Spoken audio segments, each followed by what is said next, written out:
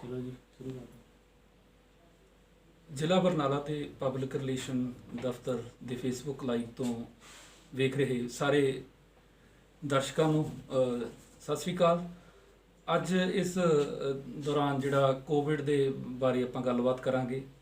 ਬਰਨਾਲਾ ਦੇ ਵਿੱਚ ਜਿਹੜੀ ਅੱਜ ਦੀ ਰਿਪੋਰਟ ਹੈਗੀ ਹੈ ਉਹ 22 ਪੋਜ਼ਿਟਿਵ ਕੇਸ ਨਵੇਂ ਆਏ ਨੇ। ਇਹਨਾਂ ਤੋਂ ਇਲਾਵਾ ਜਿਹੜੀ ਆਪਣੇ ਕੋਲੇ ਸਥਿਤੀ ਚੱਲ ਰਹੀ ਹੈਗੀ ਆ ਉਹ 'ਚ ਬਰਨਾਲਾ ਸ਼ਹਿਰੀ ਖੇਤਰ ਦੇ ਵਿੱਚ ਹੁਣ ਤੱਕ ਜਿਹੜੇ ਹੈਗੇ 1354 ਕੇਸ ਪੋਜ਼ਿਟਿਵ ਆ ਚੁੱਕੇ ਨੇ ਜਦੋਂ ਤੋਂ ਵੀ ਇਹ ਕੋਵਿਡ ਦਾ ਦੌਰ ਸ਼ੁਰੂ ਹੋਇਆ। ਤਪਾ ਦੇ ਵਿੱਚ 545 ਜਿਹੜੇ ਸੀਗੇ, ਇਹਨਾਂ ਦੇ ਵਿੱਚੋਂ ਹੁਣ ਜਿਹੜੇ ਹੈਗੇ ਆ ਬਰਨਾਲਾ ਅਰਬਨ ਖੇਤਰ ਦੇ ਵਿੱਚ 51 ਕੇਸ ਐਕਟਿਵ ਇਸ ਟਾਈਮ ਚੱਲ ਰਹੇ ਹੈਗੇ ਆ। ਤਪਾ ਬਲਾਕ ਦੇ ਵਿੱਚ 23 ਕੇਸ, ਧਨੌਲਾ ਦੇ ਵਿੱਚ 18 ਤੇ ਮਹਿਲ ਕਲਾਂ ਖੇਤਰ ਦੇ ਵਿੱਚ 10 ਜਿਹੜੇ ਕੇਸ ਹੈਗੇ ਉਹ ਪੋਜ਼ਿਟਿਵ ਚੱਲ ਰਹੇ ਨੇ, ਜਿਹੜੇ ਅੰਡਰ ਟ੍ਰੀਟਮੈਂਟ ਨੇ। ਇਹਨਾਂ ਤੋਂ ਇਲਾਵਾ ਜਿਹੜੀ ਆਪਾਂ ਨੂੰ ਹੁਣ ਫੇਰ ਜਿਸ ਤਰ੍ਹਾਂ ਅਸੀਂ ਕਾਫੀ ਤਕਰੀਬਨ 1 ਸਾਲ ਤੋਂ ਕੋਵਿਡ ਦੇ ਨਾਲ ਸੰਬੰਧਿਤ ਗਾਈਡਲਾਈਨਸ ਦਾ ਪਾਲਣ ਕਰਦੇ ਆ ਰਹੇ ਹਾਂ। WHO ਵੱਲੋਂ ਜੋ ਵੀ ਸਾਨੂੰ ਹਦਾਇਤਾਂ ਮਿਲੀਆਂ ਨੇ ਉਹਨਾਂ ਦਾ ਅਸੀਂ ਲਗਾਤਾਰ ਪਾਲਣ ਕਰਦੇ ਆ ਰਹੇ ਹਾਂ। ਇਹ ਜਿਹੜੀ ਹਾਲਾਤ ਨੇਗੇ ਉਸੇ ਤਰ੍ਹਾਂ ਦੇ ਹੀ ਬਣੇ ਹੋਏ ਨੇ ਤੇ ਉਹਨਾਂ ਚੋਂ ਆਪਾਂ ਨੂੰ ਜਿਹੜੀਆਂ ਹਦਾਇਤਾਂ ਦੀ ਪਾਲਣਾ ਦੀ ਅੱਜ ਵੀ ਜ਼ਰੂਰਤ ਹੈ। ਜਿਸ ਤਰ੍ਹਾਂ ਆਪਾਂ ਜਾਣਦੇ ਹੀ ਹਾਂ ਵੀ ਜਿਹੜੀ ਵਿਸ਼ਵ ਵਿਆਪੀ ਇਹ ਕੋਵਿਡ ਇੱਕ ਸਮੱਸਿਆ ਹੈਗੀ ਹੈ, ਵੱਖ-ਵੱਖ ਦੇਸ਼ਾਂ ਦੇ ਵਿੱਚ ਹੈ, ਉਸੇ ਤਰ੍ਹਾਂ ਹੀ ਇਹ ਭਾਰਤ ਦੇ ਵਿੱਚ ਵੀ ਜਿਉਂਦੀ ਤੋਂ ਸਿਚੁਏਸ਼ਨ ਬਣੀ ਹੋਈ ਹੈ। ਪਹਿਲਾਂ ਇਹਦਾ ਕਾਫੀ ਮਹੀਨੇ ਪਹਿਲਾਂ ਇਹ ਦੀ ਰਫ਼ਤਾਰ ਮੱਧਮ ਪੈ ਗਈ ਸੀ ਤੇ ਫਿਰ ਇੱਕਦਮ ਫਿਰ ਇਹਨੇ ਮੁੜ ਆਪਣਾ ਪ੍ਰਭਾਵ ਬਣਾਉਣਾ ਸ਼ੁਰੂ ਕੀਤਾ ਹੋਇਆ। ਕਰੋਨਾ ਵਾਇਰਸ ਤੋਂ ਪ੍ਰਭਾਵਿਤ ਜਿਹੜੇ ਵਿਅਕਤੀ ਨੇ ਉਹ ਜਾਣੇ ਅਣਜਾਣੇ ਦੇ ਵਿੱਚ ਅਸੀਂ ਇੱਕ ਦੂਜੇ ਦੇ ਸੰਪਰਕ ਵਿੱਚ ਆਉਣੇ ਰਹਿਣੇ ਆ। ਜਿਹੜੇ ਵਿਅਕਤੀ ਇਹਦੀਆਂ ਹਦਾਇਤਾਂ ਦਾ ਪਾਲਣ ਨਹੀਂ ਕਰਦੇ, ਜਿਵੇਂ ਕਿ ਮਾਸਕ ਨਹੀਂ ਲਗਾਉਂਦੇ ਜਾਂ ਫਿਰ ਆਪਣੇ ਹੱਥਾਂ ਨੂੰ ਵਾਰ-ਵਾਰ ਆਪਾਂ ਨਹੀਂ ਧੋਂਦੇ, ਇਸ ਤੋਂ ਇਲਾਵਾ ਜਿਹੜੀ ਇੱਕ ਦੂਸਰੇ ਤੋਂ ਦੂਰੀ ਬਣਾ ਕੇ ਰੱਖਣ ਦੀ ਜਿਹੜੀ ਹੈਗੀ ਆ ਪ੍ਰਕਿਰਿਆ ਹੈਗੀ ਉਹਦਾ ਮਤਲਬ ਆਪਾਂ ਨਹੀਂ ਕਰਦੇ, ਇਸ ਤਰ੍ਹਾਂ ਦੀਆਂ ਅਣਗਹਿਲੀ ਦੇ ਨਾਲ ਇਹ ਜਿਹੜੀ ਲਾਗ ਹੈ ਇੱਕ ਦੂਜੇ ਦੇ ਵਿੱਚ ਫੈਲਦੀ ਜਾ ਰਹੀ ਹੈ। ਤੇ ਇਸੇ ਤਰ੍ਹਾਂ ਹੀ ਜਿਹੜੀਆਂ ਇਹ ਚੀਜ਼ਾਂ ਸਾਹਮਣੇ ਆਈਆਂ ਨੇ ਇਹਦੇ ਖਾਸ ਖਿਆਲ ਵਰਤਣ ਦੀ ਲੋੜ ਹੈ। ਆਪਾਂ ਨੂੰ ਮੂੰਹ ਢੱਕ ਕੇ ਰੱਖਣਾ ਚਾਹੀਦਾ, ਖਾਸ ਤੌਰ ਤੇ ਜਦੋਂ ਅਸੀਂ ਭੀੜ ਭਾੜ 'ਚ ਜਾਂਦੇ ਹਾਂ ਜਾਂ ਜਨਤਕ ਥਾਵਾਂ ਦੇ ਉੱਤੇ ਅਸੀਂ ਸਫ਼ਰ ਕਰਦੇ ਹਾਂ ਬੱਸ ਦੇ ਵਿੱਚ ਜਾਂ ਫਿਰ ਆਲੇ ਦੁਆਲੇ ਕਿਤੇ ਬਾਜ਼ਾਰ ਦੇ ਵਿੱਚ ਜਾਂਦੇ ਹਾਂ ਜਾਂ ਜਿੱਥੇ ਵੀ ਇਕੱਠ ਸਾਨੂੰ ਮਿਲਦਾ ਗਾ ਉੱਥੇ ਜਾਂਦੇ ਹਾਂ, ਉੱਥੇ ਸਾਨੂੰ ਮੂੰਹ ਢੱਕ ਕੇ ਰੱਖਣਾ ਚਾਹੀਦਾ, ਦੂਰੀ ਬਣਾ ਕੇ ਗੱਲਬਾਤ ਕਰਨੀ ਚਾਹੀਦੀ ਹੈ। ਤੇ ਜਦੋਂ ਵੀ ਆਪਾਂ ਖਾਣਾ ਖਾਣਾ ਜਾਂ ਕੋਈ ਹੋਰ ਇਸ ਤਰ੍ਹਾਂ ਦੀ ਚੀਜ਼ ਆਪਾਂ ਵਰਤੋਂ 'ਚ ਲਿਆਉਣੇ ਆ ਤਾਂ ਆਪਾਂ ਨੂੰ ਬਾਰ-ਬਾਰ ਹੱਥ ਧੋਣੇ ਚਾਹੀਦੇ ਆ। ਸਾਬਣ ਦੇ ਨਾਲ, ਸਾਫ਼ ਪਾਣੀ ਦੇ ਨਾਲ ਧੋ ਸਕਦੇ ਹਾਂ ਜਾਂ ਫਿਰ ਆਪਾਂ ਸੈਨੀਟਾਈਜ਼ਰ ਦੀ ਵਰਤੋਂ ਵੀ ਕਰ ਸਕਦੇ ਹਾਂ। ਪਹਿਲਾਂ ਤੋਂ ਹੀ ਇਹ ਕਾਫੀ ਦੇਰ ਤੋਂ ਪ੍ਰਚਾਰ ਵੀ ਕੀਤਾ ਜਾ ਰਿਹਾ ਇਸ ਚੀਜ਼ ਦਾ ਜਾਂ ਕਾਫੀ ਲੋਕ ਜਾਣਦੇ ਵੀ ਹੈ। ਬੁਖਾਰ ਹੋਣ ਦੇ ਨਾਲ ਜਾਂ ਫਿਰ ਖਾਂਸੀ ਹੁੰਦੀ ਹੈ, ਕਿਸੇ ਨੂੰ ਥਕਾਵਟ ਆਉਂਦੀ ਹੈ, ਇਸ ਤੋਂ ਇਲਾਵਾ ਜੇ ਕਿਸੇ ਨੂੰ ਤਾਂ ਕੋਈ ਇਸ ਤਰ੍ਹਾਂ ਦੀ ਤਕਲੀਫ ਆਉਂਦੀ ਆ ਤਾਂ ਉਹ ਇਹ ਜਿਹੜੇ ਬਿਮਾਰੀ ਦੇ ਕੋਵਿਡ ਦੇ ਲੱਛਣ ਨੇ। ਪਰ ਬਹੁਤ ਵਾਰ ਇਹ ਵੀ ਦੇਖਣ ਨੂੰ ਆਇਆ ਕਿ ਕਈ ਵਾਰ ਵਿਅਕਤੀ ਦੇ ਵਿੱਚ ਲੱਛਣ ਨਹੀਂ ਆਏ ਪਰ ਫਿਰ ਵੀ ਉਹਨੂੰ ਕਰੋਨਾ ਦੀ ਲਾਗ ਲੱਗੀ ਹੈ। ਇਸੇ ਤਰ੍ਹਾਂ ਦਾ ਹੀ ਹੁਣ ਫੇਰ ਹਾਲ ਹੈਗਾ ਤੇ ਅਸੀਂ ਕਈ ਵਾਰ ਇਹ ਅਣਗਹਿਲੀ ਕਰ ਦਿੰਦੇ ਆ ਕਿ ਸਾਨੂੰ ਲੱਗਦਾ ਕਿ ਸਾਨੂੰ ਬਿਮਾਰੀ ਦੇ ਲੱਛਣ ਨਹੀਂ ਹੈਗੇ, ਇਸ ਕਰਕੇ ਸਾਨੂੰ ਕਰੋਨਾ ਦੀ ਕੋਈ ਸ਼ਿਕਾਇਤ ਨਹੀਂ ਹੈ। ਜਦੋਂ ਵੀ ਕਿਤੇ ਹਸਪਤਾਲ ਦੇ ਵਿੱਚ ਜਾਂ ਕਿਸੇ ਜਗ੍ਹਾ ਤੇ ਸੈਂਪਲ ਕੀਤੇ ਜਾਂਦੇ ਨੇ ਤਾਂ ਬਹੁਤ ਸਾਰੇ ਲੋਕ ਇਸ ਤਰ੍ਹਾਂ ਦੇ ਸਵਾਲ ਆਮ ਕਰਦੇ ਆ। ਉਹਨਾਂ ਤੋਂ ਸਾਨੂੰ ਇਹ ਧਿਆਨ 'ਚ ਰੱਖਣਾ ਚਾਹੀਦਾ ਹੈ ਕਿ ਕਈ ਵਾਰ ਸਾਡੀ ਜਿਹੜੀ ਆਪਣੀ ਇਮਿਊਨਿਟੀ ਹੈਗੀ ਆ, ਆਪਣੀ ਬਿਮਾਰੀਆਂ ਨਾਲ ਲੜਨ ਦੀ ਸਮਰੱਥਾ ਹੈ, ਉਹ ਸਮਰੱਥਾ ਕਰਕੇ ਸਾਨੂੰ ਬਚਾ ਰਹਿੰਦਾ ਗਾ। ਤੇ ਪਰ ਫਿਰ ਵੀ ਸਾਨੂੰ ਕਈ ਵਾਰੀ ਇਸ ਤਰ੍ਹਾਂ ਦੇ ਜਿਹੜੇ ਸਿੰਪਟਮ ਜਿਹੜੇ ਹੈਗੇ ਬਿਮਾਰੀ ਨਾਲ ਸੰਬੰਧ ਰੱਖਦੇ ਹੈਗੇ, ਜਿਵੇਂ ਬੁਖਾਰ, ਖਾਂਸੀ ਜਾਂ ਹੋਰ ਇਹਨਾਂ ਚੀਜ਼ਾਂ ਦਾ ਨਹੀਂ ਪਤਾ ਲੱਗਦਾ, ਪਰ ਫਿਰ ਵੀ ਸਾਡੇ ਦੇ ਵਿੱਚ ਵਾਇਰਸ ਕਈ ਵਾਰੀ ਅੰਦਰ ਆ ਜਾਂਦਾ ਗਾ ਤੇ ਉਹ ਕੁਛ ਦੇਰ ਸਾਡੇ ਸਰੀਰ 'ਚ ਰਹਿੰਦਾ ਤੇ ਫਿਰ ਅਸੀਂ ਤੰਦਰੁਸਤ ਹੋ ਜਾਂਦੇ ਹਾਂ, ਪਰ ਸਾਨੂੰ ਪਤਾ ਵੀ ਨਹੀਂ ਲੱਗਦਾ ਕਿ ਸਾਨੂੰ ਬਿਮਾਰੀ ਕਦੋਂ ਆਈ ਤੇ ਕਦੋਂ ਚਲੀ ਗਈ। ਇਸ ਕਰਕੇ ਸਾਨੂੰ ਕਈ ਵਾਰੀ ਨਹੀਂ ਪਤਾ ਲੱਗਦਾ, ਪਰ ਜਦੋਂ ਟੈਸਟ ਕਰਾਉਣੇ ਆ ਤਾਂ ਸਾਨੂੰ ਕਈ ਵਾਰੀ ਉਸ ਤਰ੍ਹਾਂ ਦੇ ਜਿਹੜੇ ਰਿਪੋਰਟ ਹੈਗੀ ਪੋਜ਼ਿਟਿਵ ਰਿਪੋਰਟ ਮਿਲ ਜਾਂਦੀ ਹੈ। ਤੇ ਉਹ ਇਹ ਜਿਹੜੀ ਗੱਲ ਕਹਿਣ ਦਾ ਮਤਲਬ ਇਹ ਹੈ ਕਿ ਜ਼ਰੂਰੀ ਨਹੀਂ ਕਿ ਜਿਨ੍ਹਾਂ ਵਿੱਚ ਇਹ ਬਿਮਾਰੀ ਦੇ ਲੱਛਣ ਆਉਂਦੇ ਨੇ ਉਹੀ ਹੀ ਪੋਜ਼ਿਟਿਵ ਨੇ। ਕਈ ਵਾਰ ਇਹ ਵੀ ਹੁੰਦਾ ਗਾ ਵੀ ਜੇ ਬਿਮਾਰੀ ਦੇ ਲੱਛਣ ਨਹੀਂ ਵੀ ਆਏ ਤਾਂ ਵੀ ਲਾਗ ਇੱਕ ਦੂਸਰੇ ਤੋਂ ਫੈਲ ਸਕਦੀ ਹੈ। ਇਸ ਕਰਕੇ ਸਾਨੂੰ ਇਹਤਿਆਤ ਵਰਤਣਾ ਤੇ ਜਿਹੜੀਆਂ ਗਾਈਡਲਾਈਨ ਦਾ ਪਾਲਣ ਕਰਨਾ ਬੇਹੱਦ ਜ਼ਰੂਰੀ ਹੈ।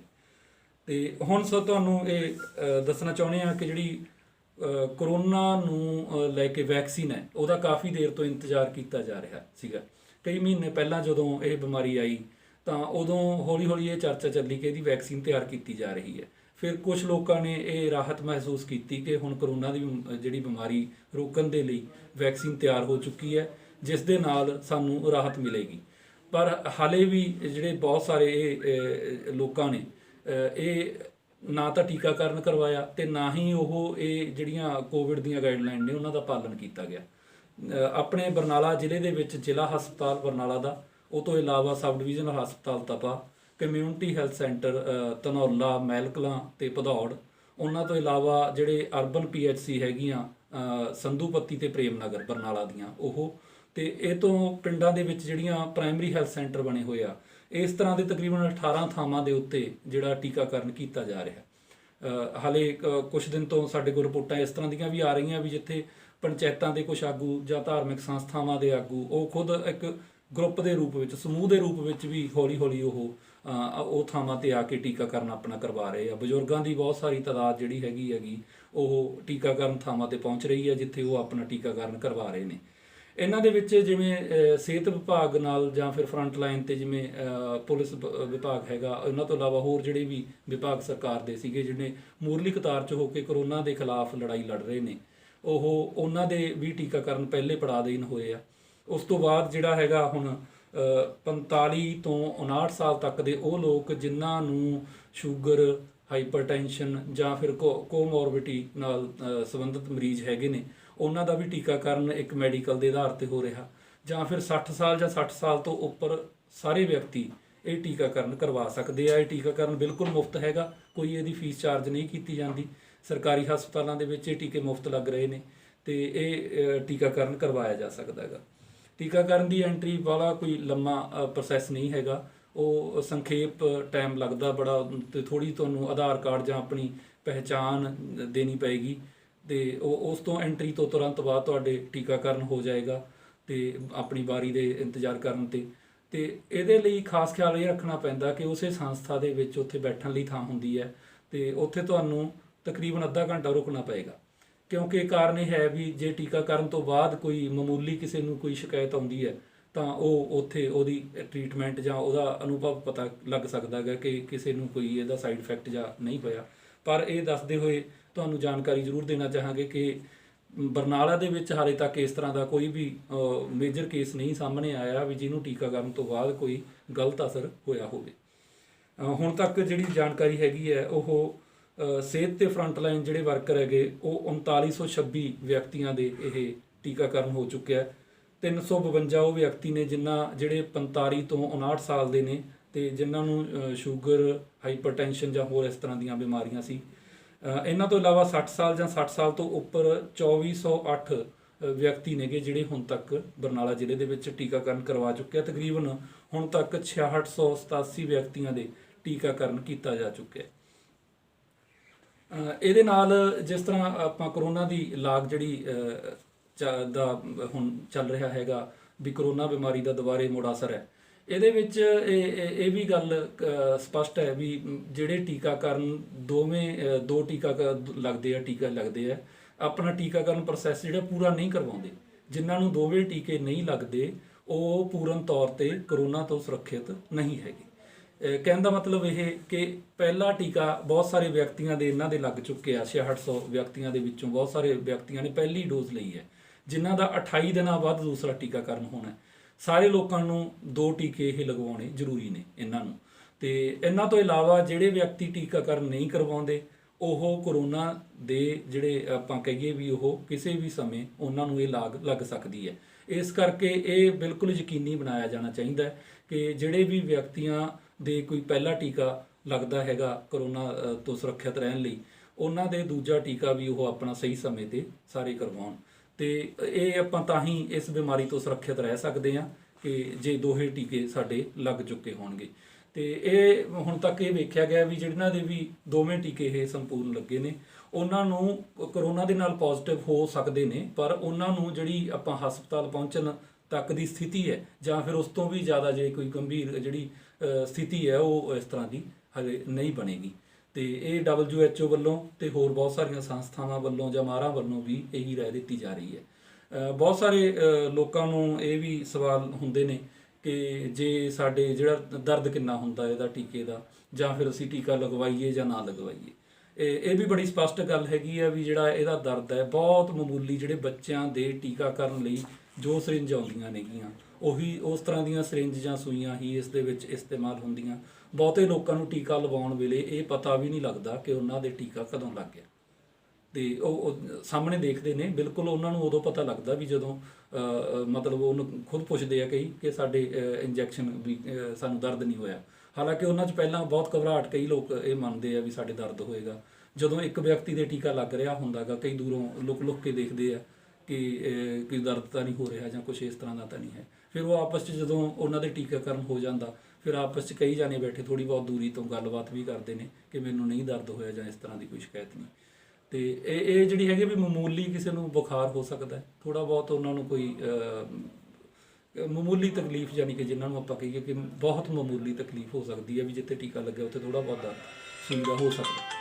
ਪਰ ਆਮ ਤੌਰ 'ਤੇ ਇਹ ਹੈਗਾ ਕਿ ਮੇਜਰ ਕਿਸੇ ਨੂੰ ਵੀ ਹਜੇ ਤੱਕ ਆਪਣੇ ਜ਼ਿਲ੍ਹੇ ਦੇ ਵਿੱਚ ਇਸ ਤਰ੍ਹਾਂ ਦੀ ਗੱਲਬਾਤ ਨਹੀਂ ਆਈ ਕਿ ਜਿਹੜਾ ਟੀਕਾਕਰਨ ਦਾ ਨੁਕਸਾਨ ਹੋਇਆ ਹੋਵੇ।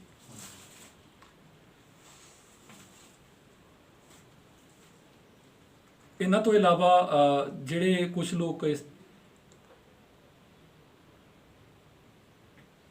ਲੋਕ ਇਹ ਵੀ ਸਵਾਲ ਕਰਦੇ ਹੈਗੇ ਆ ਕਿ ਉਹਨਾਂ ਜਿਹੜਾ ਟੀਕਾਕਰਨ ਹੈਗਾ ਪਹਿਲਾਂ ਜਿਹੜਾ ਲਗਵਾਇਆ ਗਾ, ਉਹਨਾਂ ਨੂੰ ਕਿਉਂ ਜ਼ਰੂਰੀ ਹੈ। ਕਿਉਂ ਦਾ ਇੱਕੋ ਇੱਕ ਜਵਾਬ ਹੈ ਵੀ ਅਸੀਂ ਕਰੋਨਾ ਤੋਂ ਸੁਰੱਖਿਅਤ ਰਹਿਣਾ ਗਾ। ਕਰੋਨਾ ਨੂੰ ਬਹੁਤ ਹਲਕੇ 'ਚ ਕਈ ਲੋਕ ਲੈਂਦੇ ਆ। ਇਹ ਦੁਨੀਆ ਭਰ ਦੇ ਵਿੱਚ ਜਿਵੇਂ ਅਸੀਂ ਅੱਜ ਕੱਲ੍ਹ ਇੰਟਰਨੈਟ ਹੈ ਜਾਂ ਤੁਹਾਡੇ ਕੋਲ ਮੀਡੀਆ ਹੈ, ਜੇ ਤੁਸੀਂ ਦੇਖੋਗੇ ਇਸ ਬਿਮਾਰੀ ਨੂੰ ਕਈ ਲੋਕ ਹਲਕਾ ਲੈ ਲੈਂਦੇ ਆ ਕਿ ਇਹ ਕੁਝ ਨਹੀਂ ਹੈਗੀ ਬਿਮਾਰੀ ਜਾਂ ਇਸ ਤਰ੍ਹਾਂ ਦੀ ਕੋਈ ਗੱਲਬਾਤ ਨਹੀਂ ਹੈ। ਪਰ ਇਹ ਤੁਹਾਨੂੰ ਦੇਖਣਾ ਚਾਹੀਦਾ ਵੀ ਜਿਵੇਂ ਆਪਾਂ ਮੀਡੀਆ ਜਾਂ ਅਖਬਾਰ ਜਾਂ ਇੰਟਰਨੈਟ ਦੇ ਉੱਤੇ ਬਹੁਤ ਸਾਰੀਆਂ ਜਿੱਤੇ ਵੀ ਤੁਸੀਂ ਭਰੋਸੇਯੋਗ ਜਿਹੜਾ ਸੂਤਰ ਮੰਨਦੇ ਹੋ, ਉੱਥੇ ਤੁਸੀਂ ਦੇਖ ਸਕਦੇ ਹੋ ਵੀ ਇਹ at a time Italy, America, ਹੋਰ ਬਹੁਤ ਸਾਰੇ ਦੇਸ਼ਾਂ ਦੇ ਵਿੱਚ ਇਸ ਤਰ੍ਹਾਂ ਦੇ ਕੇਸ ਸਾਹਮਣੇ ਆ ਰਹੇ ਆ। ਤੇ ਸਾਡਾ ਵੀ ਦੇਸ਼ ਇਸ ਦੁਨੀਆ ਦਾ ਇੱਕ ਹਿੱਸਾ ਗਾ ਜਾਂ ਅਸੀਂ ਵੀ ਇਸ ਦੁਨੀਆ ਦੇ ਇੱਕ ਵਸਿੰਦੇ ਹਾਂ। ਤੇ ਸਾਨੂੰ ਇਸੇ ਆਧਾਰ ਦੇ ਉੱਤੇ ਵੀ ਜਿਵੇਂ ਜਿਵੇਂ ਦੁਨੀਆ ਨੇ ਆਪਣੇ ਕੰਟਰੋਲ ਕਰਕੇ ਇਹਨੂੰ ਕਾਬੂ ਪਾ ਲਿਆ ਗਾ, ਅਸੀਂ ਵੀ ਛੇਤੀ ਇਸ 'ਤੇ ਕਾਬੂ ਪਾਈਏ, ਇਸ ਬਿਮਾਰੀ ਦਾ ਕੰਟਰੋਲ ਕਰੀਏ। ਤੇ ਟੀਕਾਕਰਨ ਸਭ ਤੋਂ ਵੱਡੀ ਗੱਲ ਜਿਹੜੀ ਹੈਗੀ ਆ ਵੀ ਉਹਨੂੰ ਅਸੀਂ ਤਰਜੀਹ ਦਈਏ, ਟੀਕਾਕਰਨ ਦਾ ਹਿੱਸਾ ਬਣੀਏ। ਟੀਕਾਕਰਨ ਕਰਾਉਣ ਤੋਂ ਬਾਅਦ ਅਸੀਂ ਸੁਰੱਖਿਅਤ ਮਹਿਸੂਸ ਕਰਾਂਗੇ। ਹੁਣ ਜੋ ਚੱਲ ਰਿਹਾ ਹੈਗਾ, ਇੱਕ ਵਾਰੀ ਫਿਰ ਮੈਂ ਦੱਸਣਾ ਚਾਹੁੰਦਾ ਕਿ ਇੱਕ ਤਾਂ ਜਿੰਨੇ ਵੀ ਫਰੰਟ ਲਾਈਨ 'ਤੇ ਹੋ ਕੇ ਵੱਖ-ਵੱਖ ਵਿਭਾਗਾਂ ਦੇ ਵਿਅਕਤੀ ਸੰਬੰਧਿਤ ਨੇ ਕਿ ਉਹ ਕਰੋਨਾ ਦੀ ਲੜਾਈ ਦੇ ਨਾਲ ਲੜ ਰਹੇ ਨੇ ਕਰੋਨਾ ਦੇ ਖਿਲਾਫ, ਉਹ ਪਹਿਲ ਦੇ ਆਧਾਰ 'ਤੇ ਇਹ ਟੀਕਾਕਰਨ ਮੁਹਿੰਮ ਦੇ ਪਾਰਟ ਬਣ ਸਕਦੇ ਆ। ਉਹ ਟੀਕਾਕਰਨ ਆਪਣੇ ਇਹ ਸਿਹਤ ਕੇਂਦਰਾਂ ਦੇ ਵਿੱਚ ਲਗਵਾ ਸਕਦੇ ਆ। ਉਹਨਾਂ ਤੋਂ ਇਲਾਵਾ 60 ਸਾਲ ਜਾਂ 60 ਸਾਲ ਤੋਂ ਵੱਧ ਉਮਰ ਦੇ ਜਿਹੜੇ ਵੀ ਵਿਅਕਤੀ ਹੈਗੇ ਆ, ਉਹ ਆਪਣੀ ਪਹਿਚਾਣ ਦੱਸ ਕੇ ਉਹ ਟੀਕਾਕਰਨ ਕਰਵਾ ਸਕਦੇ ਆ। ਇਹਨਾਂ ਤੋਂ ਇਲਾਵਾ 45 ਤੋਂ 59 ਸਾਲ ਦੇ ਵਿਅਕਤੀ ਜਿਨ੍ਹਾਂ ਨੂੰ ਕੋਈ ਸ਼ੂਗਰ, ਹਾਈਪਰਟੈਂਸ਼ਨ ਜਾਂ ਇਸ ਤਰ੍ਹਾਂ ਦੀਆਂ ਕੋਈ ਹੋਰ ਬਿਮਾਰੀਆਂ ਹੈਗੀਆਂ, ਉਹ ਵੀ ਆਪਣਾ ਮੈਡੀਕਲ ਆਧਾਰ 'ਤੇ ਇਹ ਟੀਕਾਕਰਨ ਕਰਵਾ ਸਕਦੇ ਆ। ਹੋਰ ਨਵੀਂ ਜਾਣਕਾਰੀ ਦੇ ਨਾਲ ਤੁਹਾਡੇ ਨਾਲ ਫਿਰ ਸੰਪਰਕ ਹੋਏਗਾ, ਫਿਰ ਮੁਲਾਕਾਤ ਹੋਏਗੀ। ਧੰਨਵਾਦ।